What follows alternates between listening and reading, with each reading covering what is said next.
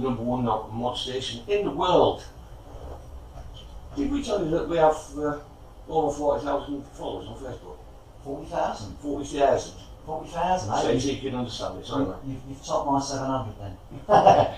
We need We took your 700 first, mate. Hang on. What? Facebook page? Facebook page, To Be Someone, official page, To Be Someone film. To Be Someone, so get on there and give it a Have a like. look, To Be Someone film. Get on there, have a like, and you'll get to see what's going on as it starts to happen. And oh, absolutely, yeah. As and when we need extras and scooters, all this sort of stuff, that's where you'll hear it first. Superb. So it's sort of like the People's Film as well. Yeah, absolutely. I want it. This is the old idea that I want to get as many people within the scene involved, with the film as extras, and get the scooters on there. So yeah, as and when we start shooting, then keep an eye on the Facebook page, and you could be in a film. So I would advise you to get on there and like it, follow it, and then you'll get notifications, and you will be the first to get notified. Yeah, and obviously, you snooze, you lose. That's the way it is. Let's have a bit of a more in-depth chat now, Pete. Originally from London? Stevenage. Stevenage. Because I talk like this, everyone assumes I'm from London, but yeah. Well, us up north do, because that's south to us. Anyone up north thinks we're all Cockneys if we talk like this, but no, I'm from Stevenage. Parents are from London, but yeah, Stevenage born and bred. Yeah. And pretty normal schooling? Yeah. Like I say, I can remember as a kid, all the older kids down the street were skinheads at the time. I'm going back to sort of 70s. You never change things, look at that. Yeah, I'll be there now. I'm probably skinhead now. But I started off as a skinhead back in sort of 77 into reggae and all that. And obviously, when the jam come along, went out the window and wanted to be smart. Yeah, and I mean, that's one thing that goes without saying. Pete Meadows is one guy that we've actually seen you probably 4 or 5 times, and you're always very smart. But today, I think that's going to be on camera. Yeah, that's right. No, you're always very smart, so it's fantastic because that's the way it should be. Yeah, I mean, that's the appeal of the whole mod thing, isn't it? I mean, you could be the age thing, there isn't about you can be 65, 70, whatever age, you've got a smart Ben Sherman shirt, pair of desert boots, whatever, you look smart. Yeah. Whatever the age, isn't it? It's, the casual look, isn't it? Yeah. So once you left, I mean, you've ended up writing a book, and we've been talking obviously off air and stuff, and when you left school you had no idea you were going to write a book, did you? No. Left school when I was 15. Didn't get too many qualifications. Drifted from various labouring jobs and all that, but no, I mean, the book thing didn't come into my head. And, about 9 years ago, I decided to do it. I was just. So you've held this stream for 9 years, then, Pete? Yeah, it was. Was it a case of, sorry to put in, but just to quantify a bit more, was it a case of as you were going along you were writing notes, or was it just in your head? Well, I think basically what it was, it all stemmed from, I used to do a lot of promoting tribute bands like Counterfeit Stones and all the rest of it, so I knew a bit about promoting and selling things. Yeah. And I was working on the railways in 2003, and a lot of the guys on there were coming up with these quotes from a film that I've never even heard of. The film's Love, Honour and Obey. Yeah. Anyway, I was in a charity shop one day, and there it is, pound video, and I saw Love, Honour and Obey, so I watched it, and I thought, I can't understand how a film that good I've never heard of it. Yeah. Ray Winston, Jude Law, no end of actors in it. And I watched it, and from a promoting point of view, I thought, well, whoever done the PR for this film should have been shot. Yeah. Because how can a film this good, never heard of? So that sort of inspired me. I thought, well, I'm going to write a book in the style of that film. Yeah. The whole Quadrophenia thing came about, the link, was we was in Brighton, we went down on our scooters, we were sitting on the beach eating our fish and chips, and we're all sitting there, we all had an idea what Jimmy would have gone on to do next. And I I had the story, this gangster story, in my head, Yeah. and then I linked it to Quadrophenia. I thought, well, yeah, it's quite feasible that he could have got in with the wrong crowd and blah blah blah. So yeah, the original story was a sequel to Quadrophenia, the book. Yeah. However, as I said earlier, it was all changed after meetings with Bill Kirby, and it all sort of evolved from there. So those that don't know, who's Bill Kirby? He's the Who's manager, and quite understandably, he was very upset that this nobody come along and wrote a book declaring it was a sequel to his film. As I say, I was a bit naive, didn't realise. It was all resolved. Like I say, we had a meeting, he told me to change all the links to the film, which I did. It was all changed, book come out. And then I sent the book to the director, Love on the Way, Ray Burgess. Yeah. He liked the idea, he thought it was a great standalone film, and it all sort of escalated from there. But how long went from you writing the book to getting to this point now where you're about to start filming on it, some of the early stuff's been done? How long was that? well, the original book, the original manuscript was 2010. The book came out in 2011. So yeah, it's taken about six years to get to this stage. Yeah. Yeah, a lot of emailing, a lot of arguing, hassles, stress. Because it's not been straightforward, has it? I mean, we discussed this off No, there. it hasn't, because obviously, you know, I mean, it's never been an issue up to the point of last year, May, when we done a photo shoot for some of the cars, Yeah. and the papers blurted out that this was a sequel to Quadrophenia, which we've never said it was.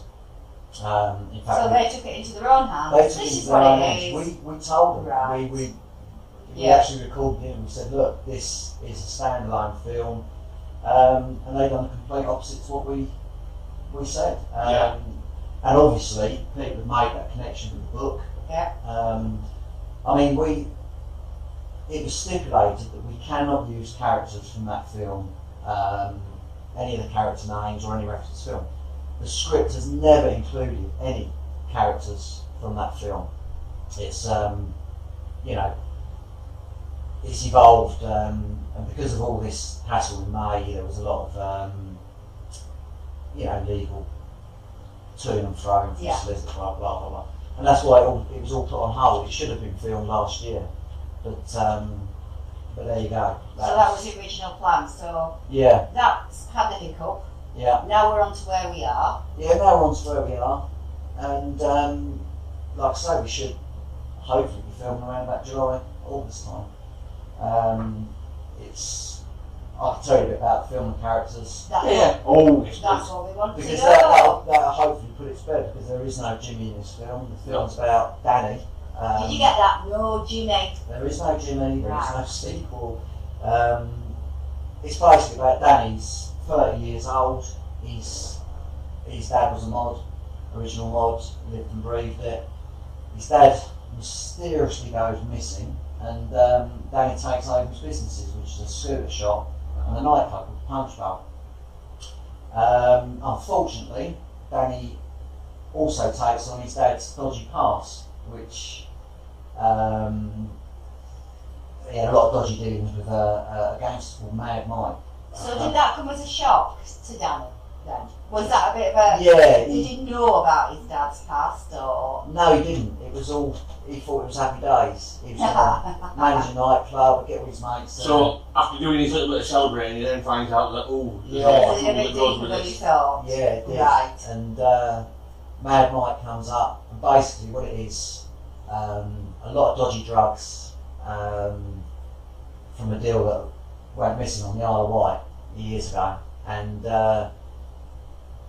Mike coerces Danny, more or less blackmails him, so unless you get my drugs, we're going to do this, do that, and all the rest of it. So it's a real sort of light-hearted gangster type film. It's more of a comedy, Right. feel-good type So film. there's a lot of... Yeah, I was going to ask you that, if there's a lot of... Yeah, I mean, there's no, you know, There's no soppy moments, is there? no. And It's a boys' film, isn't it? absolutely. Yeah. And, That was girls can watch though. yeah, and I mean, you know, and Danny basically what he does, he gets his dad's mates involved to help him. Yeah. Tommy, who was his dad's best mate, played by Mark Wingett. He runs an escort agency, so it's a sex, drugs and rock and roll caper. Excellent. Yeah.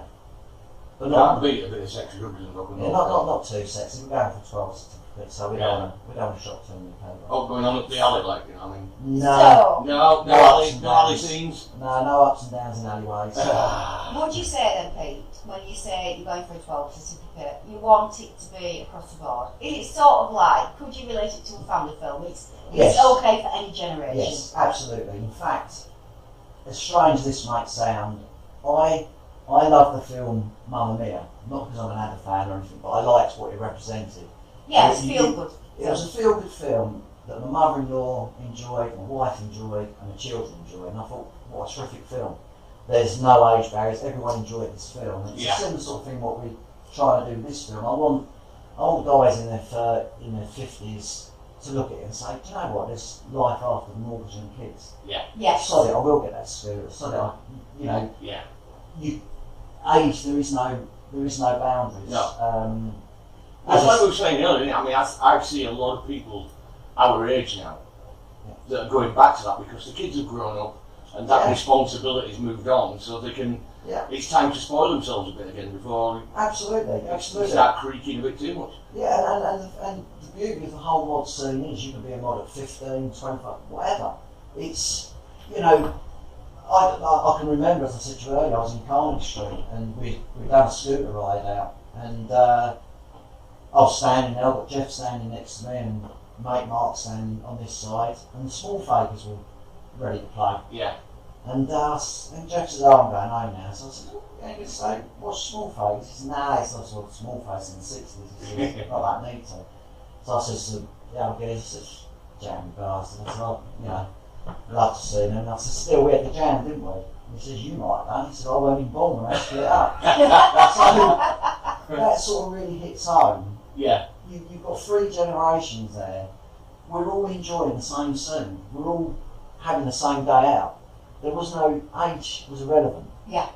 You know, this is, like I say, this is sort of, as Keith Lemon says, what's the story?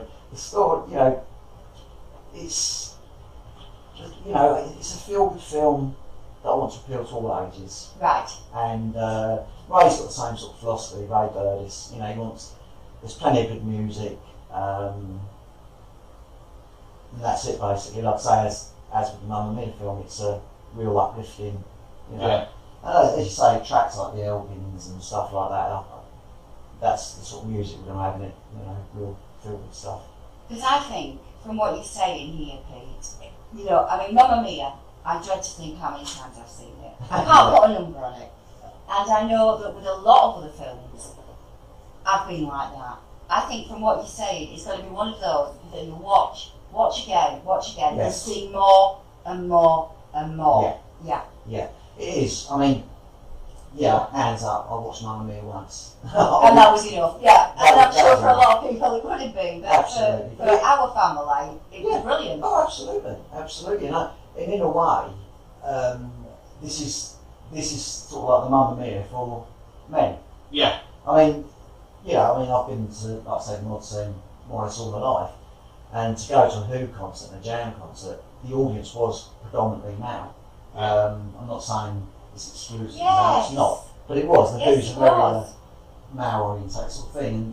And with this film, of course it's going to appeal to women, like I say, it's a feel-good film, but it's a similar sort of thing, yeah. I mean, you've got the likes of Toya, Mark Wingett. Yeah.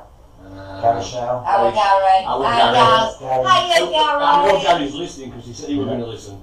Yeah. He does know else anyway, does he? I mean, You know what Gary's like. He's always walking that big ugly dog of his, isn't he? Yes. What's it called? Killer or something? I don't know. you know, so having those people in, just to me, it's what is going to give that a bit more credibility with the story as well, because you're looking at those, and although it's not the Quadrophenia, those actors, you've seen him as young, Moss. Yeah, yeah. Yes. I think that the trouble is, if ever you make a film that's got scooters in it, or any of the cast of that film, people are going to say it's a sequel quality thing. We had the same thing with Being, we had the Yes. same thing with Pebble on the Beach. They are standalone films, but the press will get hold of it and it will be quadrophenia too. Yeah. Absolutely. And you're never going to change it. Yes, we've got Gary Shaw, Mark Wingett, Tori Wilcox, Trevor Laird, Leslie Ash, Yeah. and you know, But at the end of the day as well, though, they're credible actors also doing a credible job, aren't they? So Absolutely. why shouldn't they do it? You know, it's, absolutely, and they're all mates of Ryan's. Exactly. Yeah. And You know. they all get on anyway. So Yeah. you've got the brilliant There's going to be a ingredients great there. chemistry there. Yeah. You've You know. already got that without trying to Absolutely. fit new people in parts. I yeah. see that Absolutely. totally. Absolutely, but the thing is, yes, you know, people, you know, it's like when Brighton Rock came out. You know, I can remember references to quadrophenia then. You know, but as I said, it's not. I mean, there's no links at all to the film. Yeah. At all. No character. There's not a single character in the film. Nothing. In fact, so Danny's 30 years old. You mentioned the Isle of Wight. Isn't it more South Coast based, or is there a bit of London in there as well? Yeah, there is. I mean, the gist of it is that they go to the Isle of Wight and they use the Isle of Wight scooter rally as a cover to bring these drugs back. Yeah.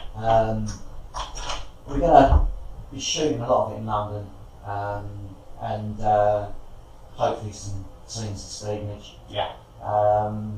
So yeah, I mean, yeah. So Are you going to be there for all the filming? yeah, right. I'm looking forward to it. Yeah. Yeah. Because you'd be like advising them, making sure that they do. Well, right. You don't want them changing your story too much, do you? Well, you know, me and Ray work well on it, and we bounce off each other well. Yeah. Ray doesn't know anything about the mod scene.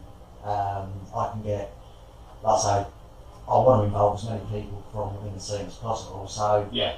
that's been my input. I can, I'm sure there's no shortage of volunteers for scooters, and you know. I'm sure they won't. If people can get on TV, they'll do it, won't they? Absolutely. Pete's been on Crime Watch. Oh yeah. Yeah. Yeah. That's when we first saw you, right? Yeah. This is the bald head, isn't it?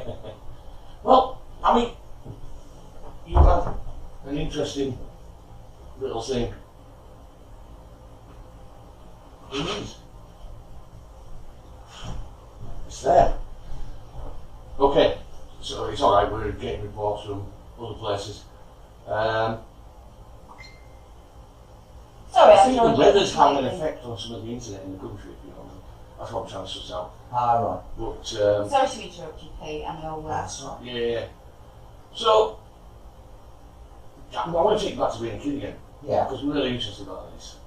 Only because it sort of like gives us an insight into you and where you come from and that. And when you left school, what did you want to do? Did you have anything in mind that you wanted to do? That you knew you were, you know, I mean, you could have been a jockey. Yeah, my mate keeps saying I'm short ass. I'm not. He's tallest, heightest. He is, Such a isn't word. he? He is, yeah. What Mark really means is. I had to get under starter's orders to ask that question. No, I never really had any real ambition. Like I say, I left school when I was 15, went straight into work. Yeah. And, you know, I've always drifted from different labouring jobs and that. And I was a career for years, you know, driving all around the country and that. Yeah. But no, I certainly never thought I'd ever write a book, that's for sure. And I'm going to go on to someone's question. Sorry. yeah, so Ian says he's read the book and enjoyed it. He's looking forward to the film. But how has the story, you know, how different is the story from the original? You know, the rewrite, is there a big difference there? Or, you know, like you do with some books, Yeah. the film's nothing like it. right, well that was the tough one, because it takes about 8 hours, 9 hours to read the book. Yeah. And you've got to condense that to an hour and a half's viewing. Yeah. Yes. So you then, and my wife's the same, she says, I hate watching a film that's based on a book that I really enjoyed, because the film's never as good as the book. And I hear that so often, but you've got to condense that down. You've got to take characters out, and if you take a character out, you then got to add a character. Yeah. It is, I've got to say, it's very loosely based on the book.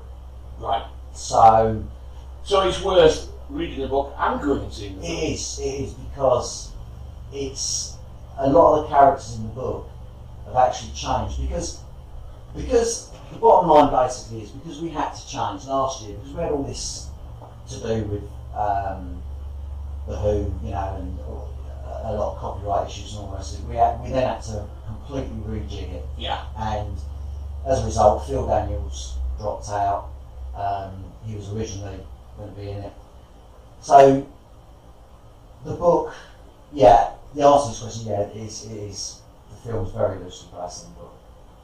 Right. I think I personally, and I didn't think I'd say this because when Ray first started working on the script, I wasn't very happy. Yeah. Because I'm passionate about the book. He was dropping this, dropping that. And I thought, oh my God, no, that's not how I visualised it. But now, I actually think the film's going to be better than the book. Got you. Without doubt. Well, it's already appealed here, that I'm getting comments, and it's already appealed, has the across the board, the fact that it's a family film. That has been well received here. Yeah.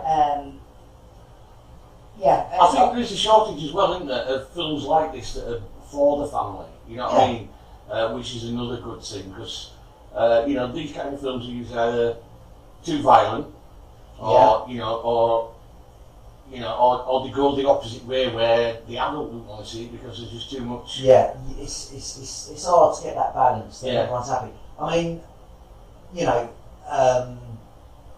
I think that's why if you can find some humour, yes, you will appeal. yes, I wouldn't say it's an outright comedy. No, but a little bit of the underlying subtle humour. Yeah, very, very tongue-in-cheek, subtle. Yeah, Yeah. it That is. always is. And we're hoping to get some. At one point, I mean, I'd love to get someone like Ollie Murs involved. Yeah. There's a character we've earmarked for him, and it's Ollie, a are you case- listening? Or one of his Well, we did approach him last year, and he's promoting a new album this year, and he's touring and all the rest of it. And they can't commit to him. I personally would love for him to be involved. Yeah. My kids, and this is my daughter Jessica. Yes. I have an arm behind my back. Yeah. Ollie Murs involved. Yeah. You know, But to be honest, I think it'd be a good thing because you're pulling in that younger generation. Yes, you give them somebody to relate to. Absolutely, Yeah. and I'd say actors like Gary Shaw and Mark Wing, all this, are terrific. Yeah. We all know them, we all love them, and Yeah. they're great. Yeah. But you've got to bring in some youngsters. Yeah. And to bring in someone like that would be terrific. Absolutely. I mean, I don't, you know. Yeah. I think that gives it its wide appeal if you can do Oh, that, doesn't it? absolutely, You know, absolutely. Family friendly. Yeah, absolutely, and even down to the scooters, like I say, I mean, you know, I know a lot of mods are going to cringe when I say this, that I dare say we'll chuck a few twists and goes in there, because at the end of the day, it's all very well having some nice classic SX scooters and all the rest of it that no youngsters can ever afford. Yeah. And at the end of the day, if we can pull youngsters into the scene by putting a few... What is something affordable? Absolutely. Things Exactly. appeal when You know, they're affordable. You remind me of what I say about Northern Soul. Yeah, You know, the tunes that got me into it were 1, 2, 3. yeah. Ghost in My House, but yet you go to someone and say that you like those tunes. Oh, that's not Northern Soul. That's not Northern Soul. No. And it does my head in. You've got to get into it somewhere. You're not going to jump in at the. They didn't jump in at the deep end. I've got to say that's the one thing that pisses me off about the whole mod scene is, look, I understand people take things to different levels. Terrific, you know, we all get something out of it. But and the banter's terrific. Yeah. I think the banter's great. But when the banter turns to nastiness and One-upmanship. Yes, run up the ship, and I'm more mod than you, and you can't wear that because it's not mod and all the rest of it. I think it's a bit sad. I mean, I can hear sirens now. Oh, It's the mod police. I've just got to say, you're being backed up wholly here. You really are. The man is speaking sense. I presume that's you. oh, Somebody else says, I've got a cheap Chinese scooter. Yes, he has. Yeah. That he spent a fortune on trying to make good. Yeah. I've got a nice scooter to be an extra. So you're getting a lot of interest. Absolutely. And all these people are genuine, love like straightforward Absolutely. mods Absolutely. in their own sense. Yeah, yeah. I mean, look, don't get me wrong. I personally wouldn't wear a parka, covered in badges and Union Jacks and all that. There's nothing wrong in that. If someone wants to wear that, good luck to them. It's what Yeah. makes them feel good, It's isn't what it? makes them feel good. I think the trouble is you've got dividers because guys that got into the scene when I did in the late 70s, early 80s, who stayed in the scene, they moved on. They didn't feel this need, they moved on. They just stopped wearing the parkas, they evolved and all the rest of it. And then you've got a generation that bought that the mod snobs called born agains that have had the mortgage, they've got back into mod. Yeah. All of a sudden they're thinking, I want to get back into mod. Yeah. And what they've done is they've started wearing what they wore back in 77, 79, which was acceptable then, like parkas and all the rest of it. You had to have a Fred Perry, Oh, yes. and all the rest of it. And I think that's where you've got the problem. I think back in when I was a kid, you had to belong to something. I felt like I belonged to mod. I felt good. I wanted everyone to know I was a mod. I don't feel that need now. No. I don't feel, it's like, I don't own a Fred Perry. I mean, most of my casual shirts are from... But if you're anything like me though, when you see a big line of scooters going down the road, it still makes the hairs on the back of your neck. Absolutely. I mean, I love classic scooters. It won't be you, but Well, it it was would with be me. me, yeah. But look, I love classic scooters. I've had SXs, I've had, and all this. But I've also had Twist and Goes. I loved my 300 GTS Vespa. Yeah. And I will be getting another one. I remember back in 2005, I was part of a scooter club, and there was this guy, a Twist and Goes, 250 GTS scooter, and everyone cringed, oh no, we don't want him in the club, and a proper scooter and all the rest of it. And I thought, you poor bastards, you've gone out, you're passionate about it, you're a mod. Yeah. Got what you can afford. And I thought, and in the end, it was funny because I bought my wife a Twist and Go 125 Vespa. Didn't last long, she crashed it. But I was riding around, I thought, I actually like this. Yeah. And I sold my SX, I had a beautiful SX 150, and I bought a 250 GTS, and I loved it. And I had the piss taken out of me left, right and centre. Didn't give monkeys, I don't really care what people say. I think, why should you worry what other people say? I never do. I mean, I see this on Facebook a lot, can I wear this? Is this mod? Can I listen to that? I know. Wear what you want. I wear my cat, my newsboy cat thing, Yeah. I don't care if it's not mod. I'm bald, it keeps me warm. There you go. It serves a purpose. Absolutely. I know. I don't worry that someone's going to jump out of the bushes. He's not mod, look, he's got funny hat on. Yeah, but what does it say Dougie's just saying here, see Krigo, throw your parker away and get a leather jacket, mate. But it says something, not about you, Pete, when you want to wear what you want to wear. Yeah. It says something about the people that criticise. Yeah. They have very blinkered Absolutely. opinions. Absolutely. Obviously, if you're a mod, you wear a certain style of clothes. Simple as that. I mean, my wife at Christmas present, she thought I needed some new gear. Instead of going to Adapter to get me a nice new shirt or something, she's gone down to Burton's and got this bloody awful jumper. Right? And the daughter kid says, you haven't worn your jumper? I said, no, it's not mod. So I am a little bit, it's not my style. Mod is a style, I wouldn't wear it. But you're not really knocking anybody else. What they wear. Absolutely. Yeah, because everybody wears within the means. You can only do it within your means, can't you? Absolutely. And that was the whole thing about mod when it That was came the back. ethos. Yeah. The ethos was looking smart, but on the budget that you can afford to do. Absolutely, and it's like with the scooter thing. I had this little debate with someone, and they said, how can you be mod if you listen to the same old music?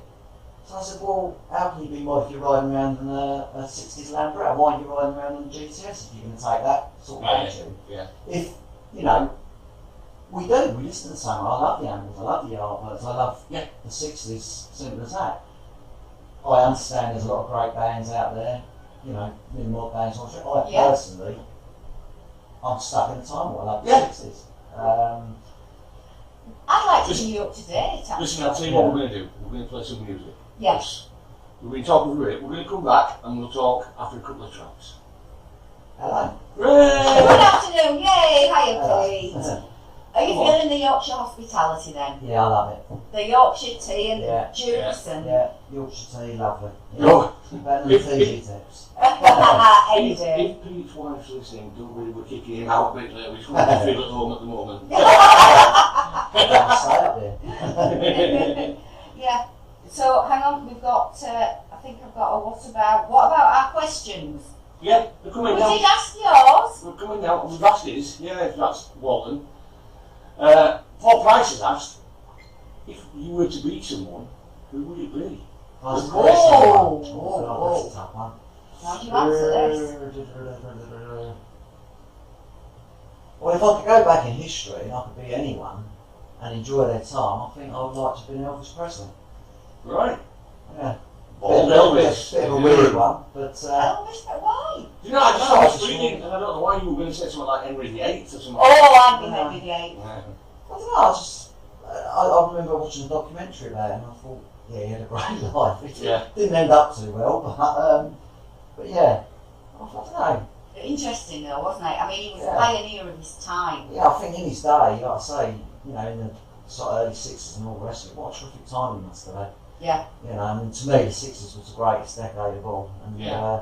It's He went intriguing, through isn't it, the- to look back. I love to hear stories of yeah. the 60s, of the proper 60s. Oh, Not the absolutely. glossy things that we see now. Yeah. I know that's a weird one. That's the first name that comes to the top of my head. Yeah. I'll probably be shot down in flames for that now. Oh. Mod, and he wants to be Elvis. I always liked him as a kid. I always liked him. You know. I think they'll, you know, certainly our age, we were brought up on it, didn't we? You know? Oh, Yeah. my dad, we had no Yeah. choice in our house. Same with my dad. My dad still got the Elvis, quiz. Peters and Lee, Mark. Oh, welcome home. Oh no. Elvis and Peters. My and mother, Colony as my well. bloody mother, oh, sorry me. My mother had welcome home on the door, you know, on the door chime. It used to play welcome home. Oh, yeah. Drive me insane. Remember those that could play any tune? Yeah. What tune do you want it to play? It'll play it. Oh, Super. birdie song and stuff like that. Right, So, we did answer your question, but we'll ask again, Yeah. if you don't mind. What Dougie wants to know is, when will it be a mainstream release? oh, I didn't ask that yet. 'Cause I was saying, Sorry. Dougie, And when can we expect to see Can I- it on the screen? You yeah, can I can't just say wait. to Dougie, when you're doing an interview, mate, there's certain bits that you do at the end of an interview which are far better for the end of an interview. But if you want to answer me now, mate, we will do. We're hoping to shoot. It's all right, just put it around. We're hoping to shoot around July, August time. Yeah. Probably be early next year. Uh-huh. Yeah. I mean, there are no quick things, are there? Once all editing's to be done. Yeah. I mean, maybe possibly around Christmas, early next year. Yeah. Well, from what you said, you've got so many years already that's gone into your book, Yeah. gone into the film. I don't suppose another 6, No, 12 sure. months is really going to make that much difference. I think it's more us on the other side that are saying, come on. Oh, I'm the same. Trust me, I'm the most impatient person who is. Yeah. Because this, I just want to point it out, because someone said, is this like The Bean and Pebble and the Boy? No. Or is it for general release? It is for general release. It's Oh, a full absolutely. length feature film. Oh, absolutely. Yeah. It'll be on all the cinemas. It'll be Yeah. cool. Yeah. There you go. Yeah, definitely. Fantastic. That's from our man in Essex. Not a straight to DVD film. No. No. It'll be, yeah, bangers film. Good, because I think that gets people in the cinemas as well, which again can be sadly lacking. Do you get We don't choice want in that loads then? of. Sorry. Do you get choice in that? You know, is it something that the filmmakers get a choice in as to whether it goes to DVD or not, and how quickly it goes to DVD? I'm not that up on the film industry, to be honest. I mean, Yeah. I'm more. So I wrote the script with Ray, and I'm not. That's sort of out of my field, sort of thing. Okay. But yeah, It's one for next time. yeah. Do your homework. Well, I'd just like to say, Paul Cowan has gone ahead and just ordered the book now. Oh, nice one. And what he also says is, if you get a chance, I don't know if you have been or not, to visit the Elvis house, do Yeah. go, because he went for his 40th and he had a great week Oh, I'd love to. there. So there you go. I think we're going to change our house to Elvis' house. We're sign outside. So we'll be queuing up for miles, won't we? Jason Foster, good afternoon, mate. How many times have you put in Jason Foster? He wants to be known. And, Suri he says he's got, because I know it's you, Suri he changes his name so many times, I think. He says he's got 3 scooters for the film. Lovely. Has he now? We'll You've see. got more extras than anything. We'll see. Yeah. And Yoko, you have got to go down when there's going to be some filming in Brighton, Yoko. They're bound to need someone from Japan. Yeah. Why not? Why Yeah, not? absolutely. So We have to do with Steve Jones. what I was going to ask as well is,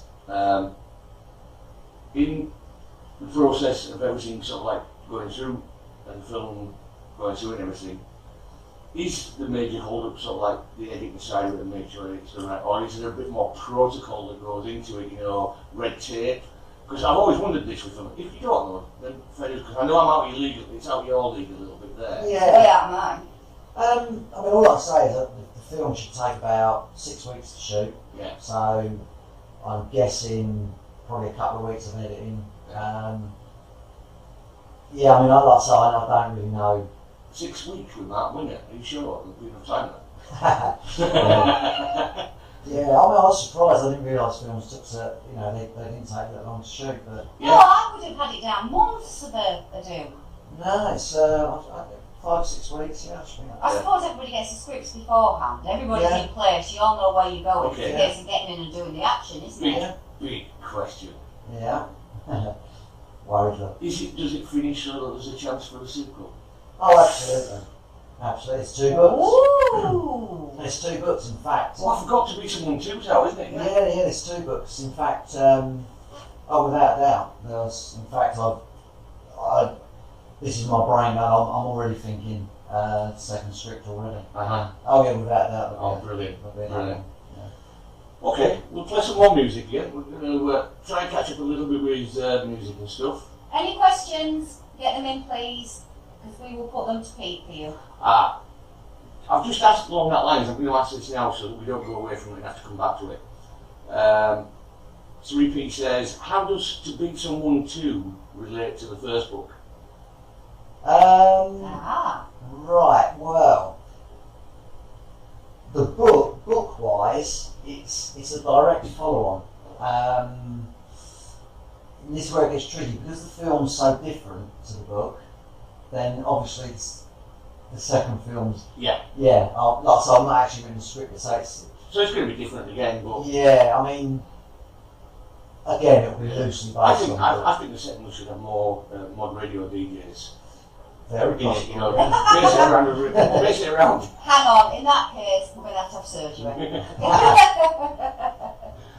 Last time I asked for surgery, you put some sellotape around back of my neck and said, there, it looks straight now. Amazing. It's better than gaffer tape, though. Yeah. We're still having fun here in the studio with Pete Meadows. At Pete Meadows' expense, I must add. Yeah. Just sometimes. Mark will not be coming back to London, ever. Bored. Oh dear. So Pete, it's all exciting then, isn't it? It's all, Oh, it is, yeah. with everything just starting up and things like that. Do you feel that, is yours more excitement or have you got that bit of nervousness there? I'm excited now. Really excited now. I'm really looking forward to it. But it's been a nightmare, to be honest. It's been 6 years of hard work. Because of that, will it be one of those where once it's done, it'll be a bit of a, thank God that's done? Yeah, I think it will, because, like I say, it's taken 6 years to get it to the stage of emailing, highs and lows, some massive highs where you think, oh yeah, it's going to happen, and then something happens and it's not. I think last year was very soul-destroying. We was all ready to go, it was all looking good, and then powered and stupid headlines. Yeah. Like I say, it put a stop to it. That was a big downer. Yeah. You know. Why did you not what's the word? Go against that, sort of fight your own corner on that and say, whoa, what's this about? Because we said that wasn't the case. Well, or do you just think once it's out there, that's it? People tend to believe is it a bit that of mud sticks? Yeah. it is. I mean, we did try talking before it got to that stage. Like I say, because I'm not the film company. Like I say, it was down to them, who management, the some company, they sorted it out between their lawyers and all the rest of it. Yeah. But the sad thing is, the actual script, we had offered it. If they'd actually took the time to read, they would have seen that there was no Jimmy in this script. There was no characters. It was they went with what they read in the papers rather than what we were saying. Rather than what you were So it saying. was all based on papers, and I think we all know that the papers talk a load of shit. And why you would take what the papers say as gospel is beyond me. Yeah. But they took it as gospel because the papers said that we said that. No one bothered to actually come to us direct. If they had, we could have avoided a hell of a lot of hassle. Yeah. But there you go, we can't control what the press say. Yeah. Unfortunately not. Mm. Yeah. You're listening to ModRadio with Mark. Oh, I'm with Ruth. And with the bald mod from London. the ball Well, model. North London. Oh, that leaves it wide open. I keep getting accused of London. It's not London, it's Stevenage. Yeah. Stevenage. Yeah. That narrows it down just Yeah, a little bit then, doesn't it? It does. 20 minutes on a train. Still one of them southerners, Mark. Yeah, You yeah. know, anything south of Yeah. North. What is That's it? it. Watford Gap. South of Africa. Yeah. Interesting question here from Paul Cowan. He said, would you put to be someone on the theatre, like they've done with All or Nothing? Would that be something to look at as well? Well, yeah, I mean, I actually, someone suggested like a mini TV series based on the book, which really does pique me interest. Fair, I've not really thought of it, to be honest with you. Yeah. It's possible, yeah, absolutely. Ooh, really Like a mini TV series, a few people, in fact, someone said they would rather see it like a mini series than a film. Because obviously with a book, you can really have it close to the book, Yeah. But if it's possible, yeah. It is, isn't it? That's the thing. Anything is possible. Yeah. Have you been to see All or Nothing? Sorry? Have you been to see All or Nothing? I thought, All or Nothing was brilliant. Yeah. I loved it. I mean, I've never seen one other show, that was the Motown one, which I enjoyed. But All or Nothing I thought was terrific. Yeah. Yeah, loved it. I'm going to see it again, definitely. Yeah, she's doing a good job at this because time. she's directing this time and there's been quite a few changes. It's Right. faster paced now. Oh, right. You saw it about the same time as us, I think. Yeah, sort of the vaults and, Yeah. was it Liverpool Street Station? In London somewhere, I know it was He's underneath. under the railway. It's Yeah. underneath Waterloo. Oh, Waterloo, that was it. Yeah. Waterloo. It's Is that where we underneath. went? So, just talking about music and stuff like that, because you've been a mod for a long time. Yeah. You ever played in a band or all that? Just for the fun? No, I did once buy a bass guitar and a little amplifier, and I played around with it for about a week, and all I had was bomb, and You were like me. so You were Are you so alright without a glass? yeah, I'm fine, mate. Cheers. From Stevenage. Yeah. Would you like a juice, Mark? Yeah, I was using it. You have a juice. Sound of a cold beer. Lovely. Superb. You see that, Johnny? I hope you're watching, Johnny. Your beer's being drunk live on ModRadio. Superb. Lovely, actually. Is it good? Yeah, it is, yeah. My generation beer. This I need Sponsors a of picture ModRadio.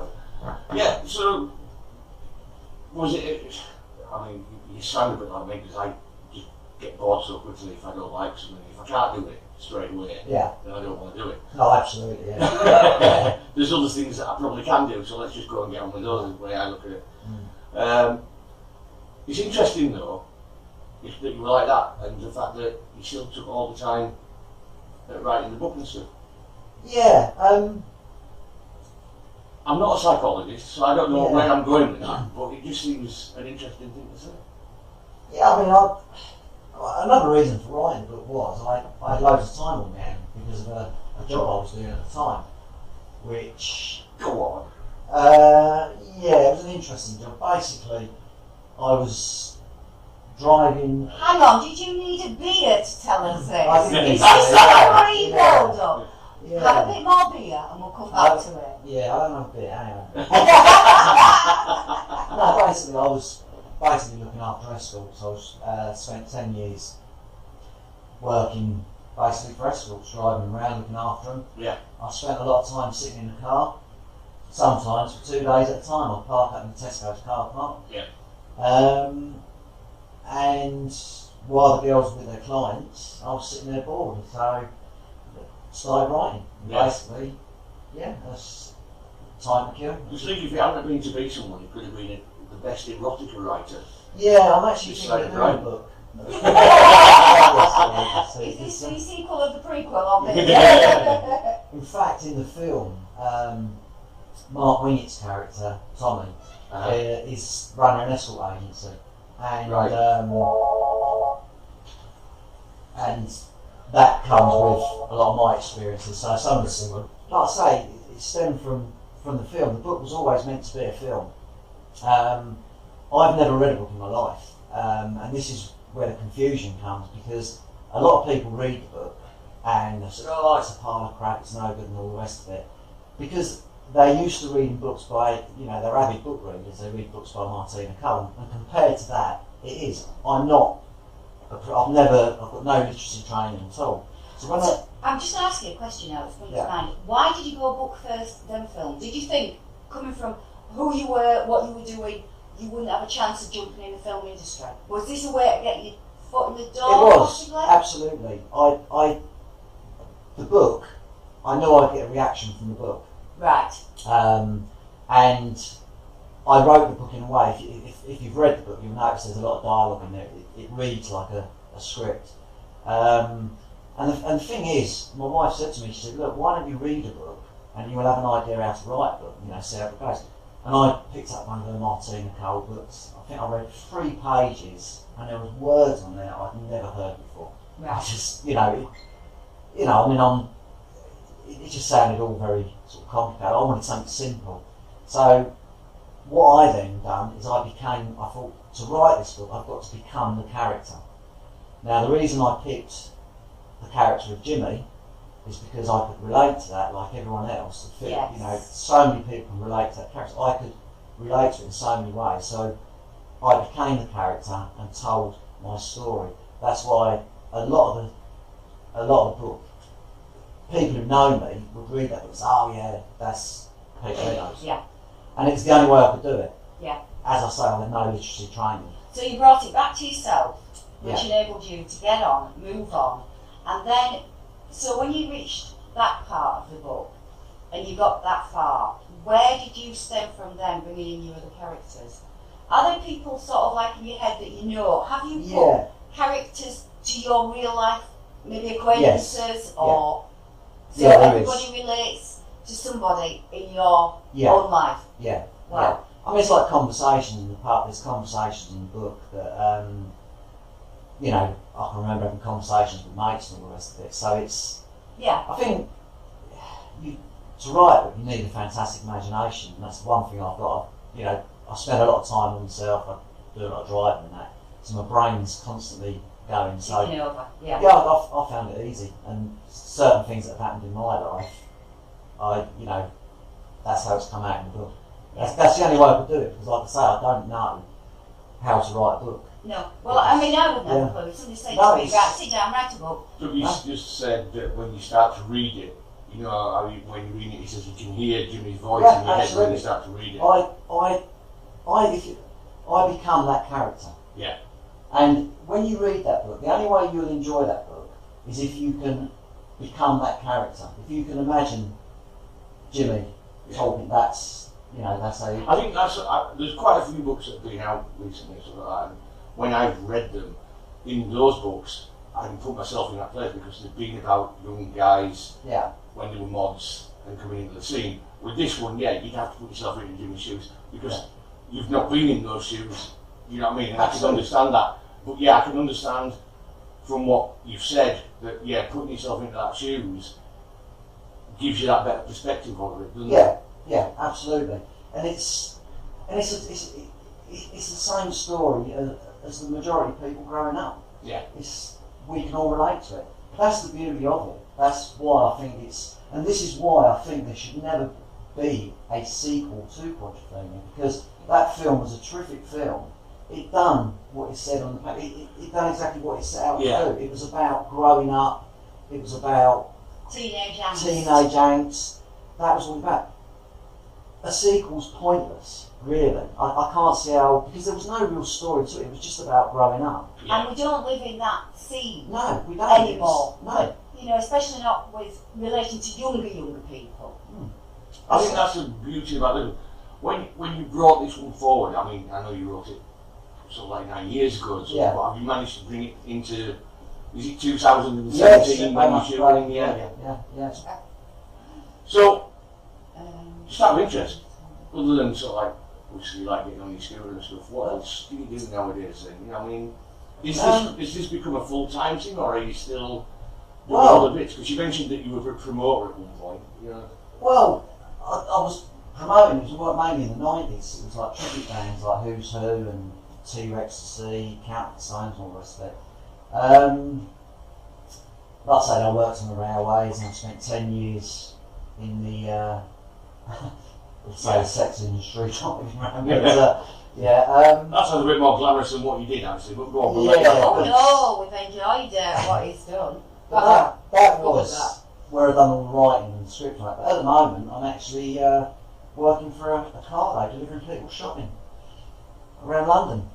Excellent. You drive in London every day? I drive in London every day and I love it. I met some... How can you not be a nervous wreck? It's quite funny, I hate it. It terrifies me. She hates it, but I love driving in London. I love it. I met some interesting people actually, a few celebs around London. Yeah.